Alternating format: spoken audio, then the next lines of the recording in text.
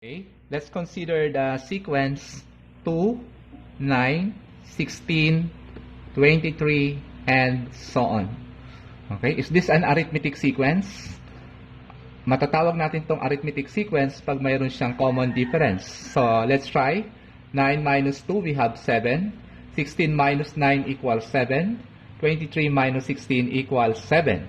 So therefore, our common difference is equal to 7, and this is an example of arithmetic sequence. Okay? How to find the nth term of an arithmetic sequence?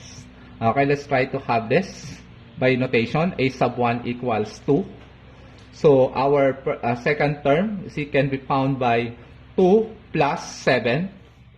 Okay? Or we can write here A sub 1, the first term, plus our D. Okay, take note of that. First term plus D is our second term. And our third term, A sub 3 equals the second term plus D. Kada isang term, nag-add tayo ng D. Kaya sa A sub 3, A sub 2 plus 1D. And what is our A sub 2? From the previous one, ang A sub 2 natin, ayon, A sub 1 plus D. So therefore, we can substitute that by A sub 1 plus D. And what is our A sub 1 plus D plus D? Parehong may 1D at 1D tayo dito. We can have it as A sub 1 plus 2D.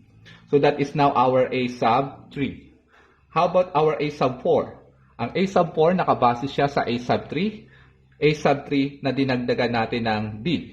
And what is our A sub 3? A sub 3 is, ayon, A sub 1 plus 2D. And then add that A sub 3 by another D. So we can combine this 2D and D. We can have now A sub 1 plus 3D. Nasundan ba? Okay. So pagdating naman sa ating A sub 5, almost the same. Let's try. A sub 5 is equal to the fourth term. Add that by D. And what is our fourth term? We can have it A sub 1, the first term, plus 3D. Yun ang ating fourth term. Ngayon, dadagdagan natin siya ng D para makuha yung ating fifth term. So we have A sub 1 now plus 3D plus 1D, we have 4D. So therefore, our A sub 5 equals A sub 1 plus 4D. Okay? Did you get that?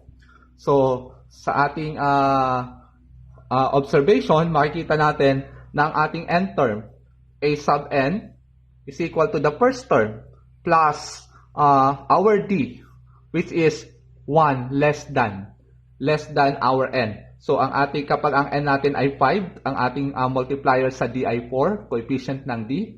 Kapag naman ang n natin ay equal sa 4, then ang ating coefficient ng d is equal to 3. Nababawasan siya ng isa. So, therefore, this is the quantity n minus 1 multiplied by d. This is now the formula for finding the nth term of an arithmetic sequence. Again, A sub n equals A sub 1, the first term, plus the quantity n minus 1 times d is the formula for finding the nth term of an arithmetic sequence. Thank you.